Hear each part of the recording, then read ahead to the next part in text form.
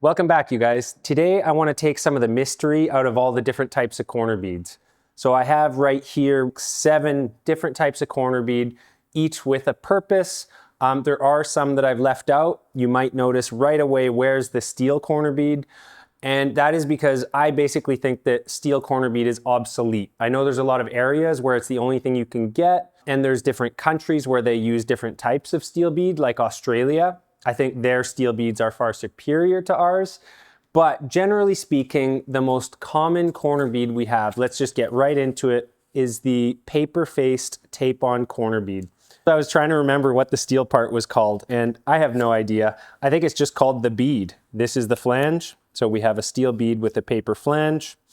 This part right here is 7/8. That's a pretty nice width. That's what the ones I use most often are. This width can vary. So I've got some extra wide ones here, which you guys will see are at least a 1/4 inch bigger. Not at least a 1/4 inch, a little under a 1/4 inch. And what these ones are better for is they will cover bigger gaps. So it's not uncommon when you are boarding a wall, sometimes the drywall gets left back too far by accident, or there's a gap between the overlaps. And you can wind up, with like up to 3/4 of an inch back or a gap.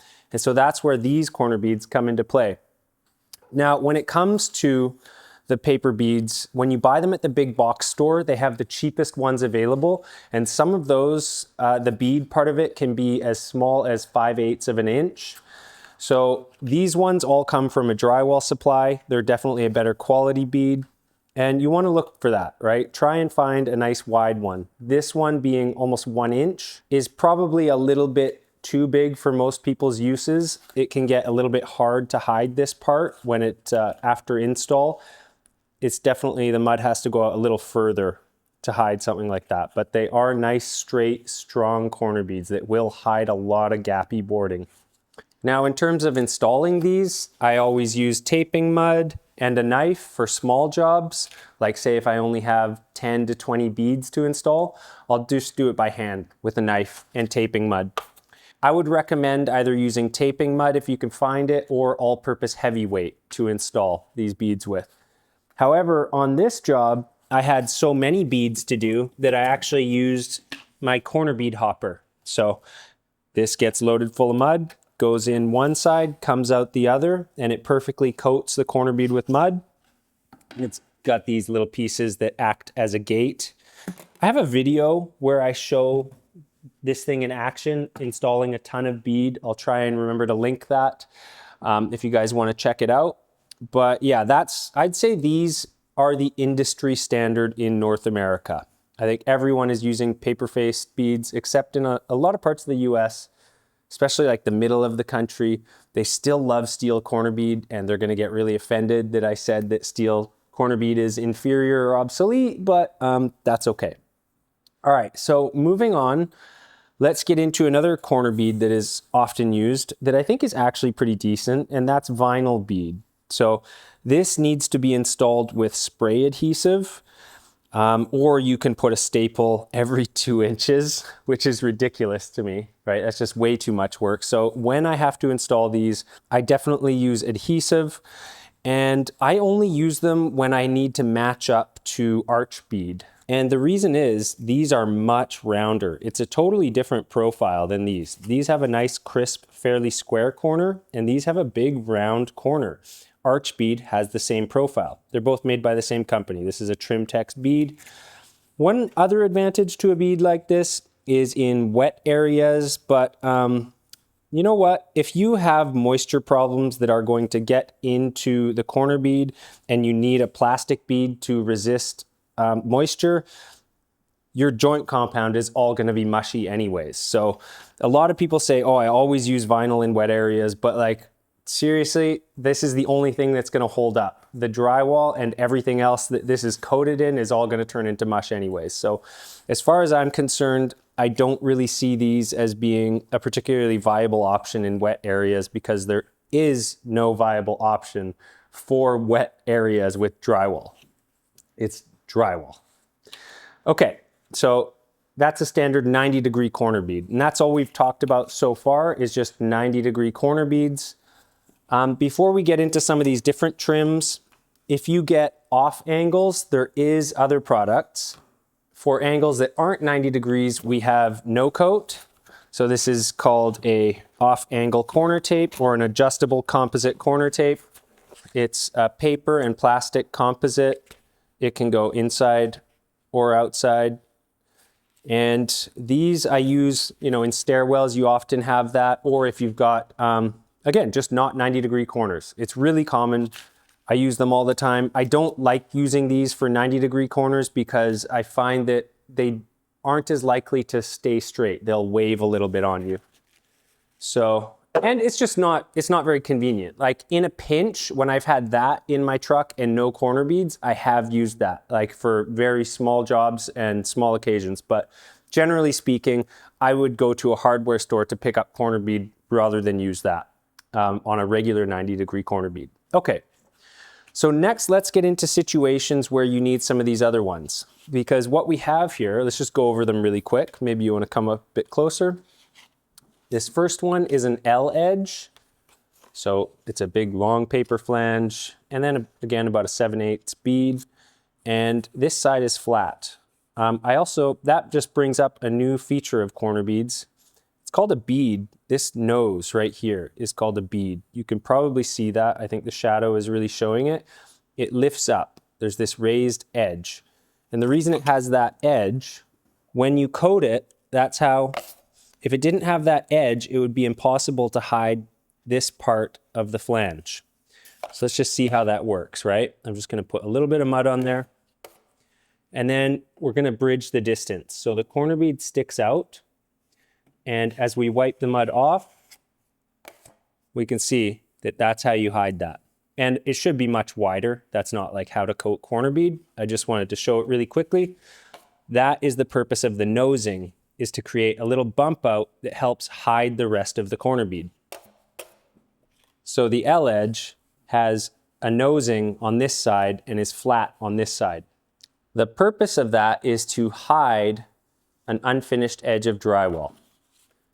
So as we can see right here, like let's say you have some drywall sticking up somewhere and you need two finished sides. We need this side to be finished and we need this side to be finished. So that gets installed like so, and then it creates that line.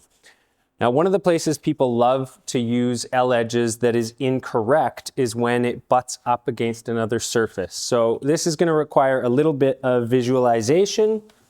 So I want you to imagine that this side is like a wood beam or a brick wall, and you butt your drywall up against it, and you've got this sort of ragged, unfinished edge here. So a lot of people will go, oh, okay, we need an L edge. And the first thing you need to know is if you're using an L edge, there has to be enough space to actually slip that part into. But the problem with using an L edge in a situation like this is that this fills full of mud and eventually just creates a hairline crack, because now you're accidentally going to be mudding onto the other surface. Like say you've got wood or brick, the mud's going to spill over onto the other side. So this is not actually an ideal product to use in that situation. It's really only an ideal product to use, again, when you're just trying to hide a couple edges, and not if it's butting up against another surface. If you're butting up against another surface, the product that you actually want is a tearaway bead, which is right here. So this tearaway bead has two finished sides. So this is going to be one of your finished side. There's your bump. That's your nosing right there. And then this protective strip is what stops mud from being able to spew over. So let's see how that works. So once again, imagine this is brick. And I have a video on this. So I've got videos on going up to beams and going up to bricks that I will link. Now, imagine you're going up to brick and then you glue this on. So this one also requires spray adhesive. But now when you're mudding, you've got this protective flange right here, right? So you're putting mud on here. And when you wipe that back, Now the brick or whatever you're going up against doesn't get mud on it. It's still not a bad idea to put some tape on the finished surface that you're going up to. Again, the idea though is that you can finish up to something without getting mud on it. And now you might be wondering, well, what about that little strip? What do you do with that? That's why it's called tearaway. This little flange, when you're done, pulls off. So you actually, when it's finished, you are left with an L edge. So that's great, but the one thing that people often forget about tearaway is that, again, you still have to account for this part. And so if you are, again, going back to the brick scenario, if you are doing that, you have to be sure that you leave enough space. And I typically will leave a 1/4 inch just to be safe, even though you only need about 1/8. But if you butt it up tight and then try and fit that in, you won't get that in. But we do have another product called the Tearaway Flat. So it's the same thing without that other finished edge. This is just to help finish one side of something up to a finished material, and you don't need to be careful to leave a space. You can butt the drywall up as tight as you want, and you can put the Tearaway Flat right up to there, and it's a perfect solution for going up to beams and brick, and it just makes your life easier because it makes boarding it a little easier because you don't have to be so careful to leave a uniform perfect gap. So the Tearaway Flat is one that a lot of people aren't aware of. Now these products like Tearaway Bead, Tearaway Flat, I don't think I've ever seen them in the big box stores. For the most part, you're gonna have to go to a drywall supply to actually find these things. Now there's one last bead here, and it is the J trim. Let's see if you can figure out why we call that the J trim. It's pretty simple. It's shaped like a J. J trim doesn't have too many uses. Now, one of the only places you're gonna see it consistently is around the opening for bifold doors. So the J trim provides us with 3 finished edges. So this side is finished, this side is finished, and this side, while it looks a little rough, it is still finished. So this is what you'll usually see on the back side of your closet that has a J trim mold.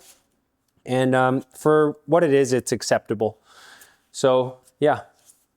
The J trim really only works when you have access to all 3 sides of the drywall like that. And I can't think of too many other times where you use it except for attic openings. I often find the tape-on J trim as opposed to the nail-on all-steel J trim a lot easier to work with because the nail-on steel J trims are typically quite short. And when you've got this overhanging for a bifold door opening, I've typically found that by the time the trim ends, there's not usually enough meat left to nail into wood behind it. So the tape-on ones are a much better option for bifold doors. And that's about it, you guys. Those are, I believe that's 8 different corner beads and what their uses are. So I hope you guys found this video useful. Let me know if you have any questions in the comments. I do have one last thing. Definitely make sure whenever using any plastic trims, your first coat should always be with either a taping mud or an all-purpose heavyweight. It has to be a mud with a lot of glue. I personally don't think that all-purpose light is adequate to tape this or to do a first coat over top of it. I mean, look at that. Can you imagine how well is mud gonna stick to that, right? Like one little movement and it's just gonna pop right off this glossy surface. So yeah, plastic, definitely use the stickiest mud you can find to do your first coat on top of. That's about it though. That is all the different corner beads I use and when and why. The only thing I didn't talk about is why paper is so much better than steel. And basically it cracks less and it's a faster install. It's slightly more expensive from a material sense, but it like you get that back in the install and time savings and no callbacks. That's about it. So yeah, if you were wondering that. Anyways, I gotta get this job moving. So thanks for watching. Hope you guys are doing awesome. Till the next one.